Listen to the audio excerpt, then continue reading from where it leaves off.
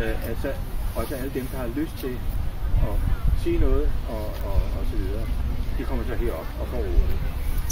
Ja, jeg giver ordet til Jens Peter. Nå.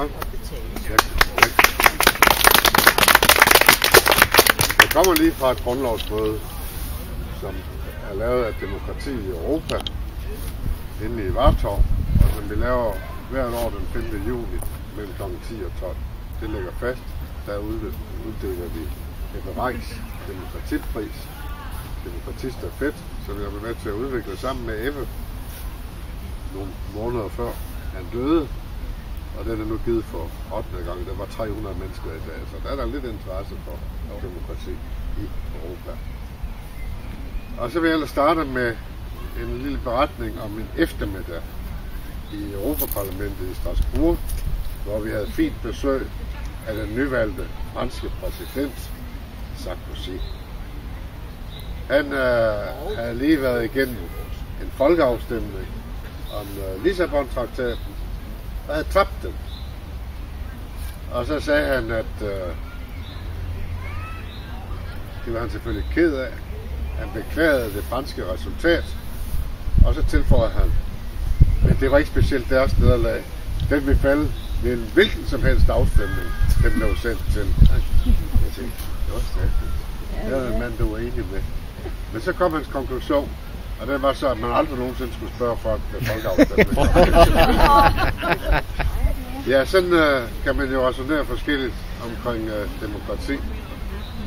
I forfatningskonventet var vi jo en gruppe, der arbejdede sammen med direkte demokratifolkene, især dem, der har hovedkvarteret i Amsterdam. Mange tyskere er med, Schweizer. Og vi udviklede... Og jeg prøver alligevel. Og vi udviklede forskellige demokratikrav. Det ene, det kom ind i forfatningen, og også i Lissabon-traktaten, det er den der paragraf med, at man kan indsamle 1 million underskrifter, og så kan man få et forslag sendt ind på kommissionens bord. Og det er sådan lidt nærfise for det. Det kan I jo også gøre. I kan også sende forslag ind på kommissionens bord. Og hvad er kommissionen så forpligtet til? Ingenting, ikke? Altså, så jeg havde ikke den store fidus til forslaget, men det var trods alt et demokratiforslag, og jeg gik med på det af en helt anden grund, at de så støttede vores krav om folkeafstemning om forfatningen. Og det lykkedes faktisk at få afholdt, eller i hvert fald besluttet afholdt, 10 folkeafstemninger om forfatningsudkastet. 10 af de der 27 lande skulle have traktaten til folkeafstemning. Det var en enorm sejr. Og jeg kan huske det pressemøde, hvor vi lancerede ideen, forslaget om de to ting. Underskriftskravet og så folkeafstemningskravet. Der sad jeg sammen med den franske europaminister, Lamassoure, og han sagde på pressemødet, at han var uenig med mig om alt, men han var enig om, at vores uenighed skulle afgøres ved folkeafstemning. Og det synes jeg egentlig var en meget flot formulering, at ja, det var det, vi var sammen om i den gruppe. Der var vi sammen om, at vores uenigheder skulle afgøres demokratisk. Og vi havde medlemmer fra alle lande, og vi lavede underskriftsindsamling, også i alle lande, og resultatet lykkedes så godt, at vi fik de folkeafstemninger, som de så tabte, hvorefter konklusionen igen var den samme, at så må man jo afskaffe folkeafstemningen. Vi havde en folkeafstemning i Holland, hvor vi vendte med 62% nej.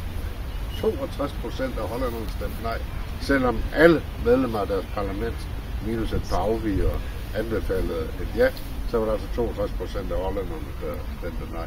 Efter det nej, så aflyste de folkeafstemningen i Danmark. Den var ellers udskrevet. Anders Fogh havde delt penge ud til alle de forskellige grupperinger, der skulle deltage i folkeafstemningen. Og Venstre havde brugt hele deres oplysningsprojekt omkring Lissabon-traktaten. Men så kom resultatet ind fra Holland, og så måtte man aflyse folkeafstemningen. Og så lavede man så forfatningsudkastet om Lissabon-traktaten, og den kunne så vedtage sent ud i folkeafstemningen. Og det var, fordi der var en enorm forskel mellem de to, sagde de. så udskrev jeg en konkurrence med en rigtig god flaske rødvin til den, der kunne komme med bare et lille eksempel på en lov, der kunne vedtages under forfatningen, som ikke kunne vedtages under Lissabon-traktaten. Og hvis der er nogen af jer, der er gode eksempler, så skal I komme med dem, for jeg har stadigvæk lægget dem hjemme i kælderen. Jeg har forelagt den for Giscard, den gamle franske præsident, som er formand for konventet, og alle de fine folk, der var med i konventet. Der er ikke en af dem, der har været i stand til at komme med et forslag. Giscard, han sagde meget konkret og kontant, det er nøjagtigt den samme tekst, bare i en ny konvolut. Ja, og det er jo så den, der blev vedtaget uden folkeafstemning. Og vi får ikke flere folkeafstemninger med EU i noget land, hvor det kan undgås. I Irland kunne det ikke undgås, men så har man så lavet den nye fikse regel, at traktaten træder i kraft uanset hvad sådan nogle afgivere stemmer. Så de kunne gå til afstemning her forleden dag, og så kunne de stemme ja eller nej til, om de vil låne penge til 2% i rente eller 4% i rente. Og så valgte de 2% i rente, det kan man ikke fortænke dem i. Det har ikke noget at gøre med en afstemning om finanspagten. Finanspagten, den repræsenterer jo en ny udvikling i det europæiske demokrati. I ved, vi har magtens tredeling på Montesquieu med den lovgivende, den udøvende og den dømmende magt. Og vores bestræbelse, dem der arbejder på direkte demokrati, det er jo på demokrati flere steder. Finanspagten er udtryk for, at demokratiet skal afskaffes de steder, hvor man har det. Der skal man lade, nu det er den nye bestemmelse, den udøvende magt og dommerne, den dømmende magt, skal kunne give bøder til den lovgivende magt. Altså hvis dem, som vi stemmer på, vedtager nogle love, som dommerne og embedsmændene ikke kan lide, jamen så skal de kunne sætte de folkevalgte på, ikke i fængsel, det er der ikke bestemt for endnu, men de kan kunne få dagbøder, indtil de retter lovgivningen ind, så den passer til det, som dommerne og embedsmændene gerne vil have. Det er virkelig en interessant fase i demokratiudviklingen, at man nu lader dommer og embedsmænd idømme bøder til de folkevalgte. Ja, vores bestræbelse har jo altid været den modsatte, at lave mere demokrati. Jeg var formand for Schweizer-delegationen i mange år, og også Norges Norden-delegationen, Nordvæk, og hvad det nu ellers var med inde under os. Og i Schweiz, der har de jo direkte demokrati, hvor de afgør de fleste vigtige love med folkeafstemning. Og det synes jeg er et fortrinligt system, at man kanton for kanton kan træffe beslutninger, om man vil have en lov eller ej. Og det har den enorme fordel, at lovene så får et bedre indhold. Når man ved, at de skal til folkeafstemning, jamen så er man nødt til at lave en lov, som folk kan lide. Og derfor foreslår vi folkeafstemning inden forfatningskonventet for at være sikker på, at der så kommer et godt resultat ud af det. Og det kom vi ikke igennem med, og resultatet blev det efter. Så fik vi alligevel afstemningerne, hvor det så blev forkastet, og afstemninger afskaffet. Men kunsten må være ikke at få demokratiet indskrænket, som finanspagten gør, men at få det udvidet, sådan så alt, hvad der sådan har almindelig samfundsmæssig interesse, kan afgøres af vælgerne ved folkeafstemning. Og man kan lave det elektronisk. Det er lavet nogle steder, og det kan laves meget billigt. Og man kan også lave en særlig form for folkeafstemning, som en direkte demokrativenner i Bulgarien har eksperimenteret med. Altså hvor man tager sådan et repræsentativt udsnit af befolkningen, og dem bringer man så sammen, og så lader man dem udvikle gennem sådan et deliberativt demokrati, som det kalder det med et fint ord. Så får man dem til, de repræsenterer jo ikke direkte samtlige vælgere, men det, der kommer ud af sådan nogle forsamlinger, er lige så godt, som hvis det blev afgjort med direkte folkeafstemninger. Og i nogle tilfælde endda bedre, for det er ordentligt forhandlet, det er ordentligt diskuteret. Og jeg har selv et par erfaringer med det, der hedder hvad hedder det på dansk? Deliberative democracy. Jeg kender ikke udtrykket på dansk, men vi har haft et enkelt eksempel på det i Danmark. På Fyn, der arrangerede i Folketinget og EU-nævnet, de finansierede, at der var en konference med 400 deltagere fra hele Danmark, repræsentativt udvalgt gennem Gallup, og de skulle så diskutere EU i 2 dage. Og det var interessant, fordi de nåede frem til en dagsorden for ønsker med kamp for åbenhed, kamp mod svindel og den slags ting.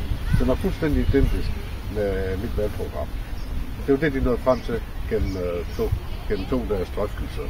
Så deltog jeg i et tilsvarende arrangement i Bruxelles af 2 omgange, hvor der også var 500 mennesker forsamlet fra hele Europa. Og det var det pudsige, var, at de gennem 2 dages drøftelser også nåede frem til vores valgprogram. Så det kunne ikke være helt skævt.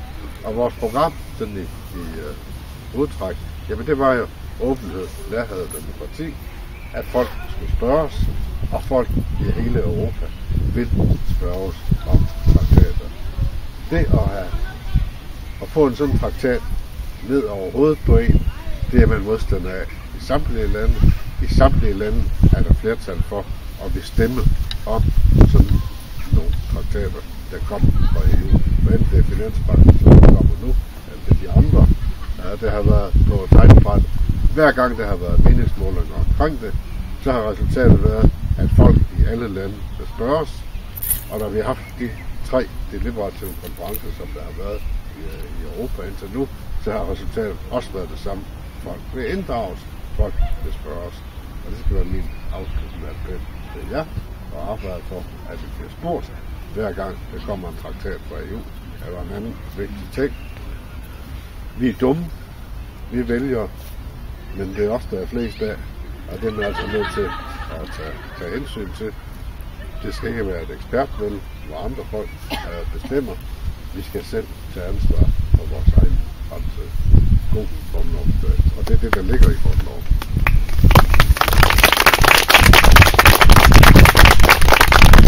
Ja, så er det jeres tur. Bunde, vi har lige noget til dig, men det ved ikke, om du lige bliver lidt med. Og så vil jeg bare sige en praktisk ting, at vi sidder indenfor i dag i Bjælkehuset, og de folk, der fryser lidt, de kan godt gå derhen allerede nu, der er reserveret pas.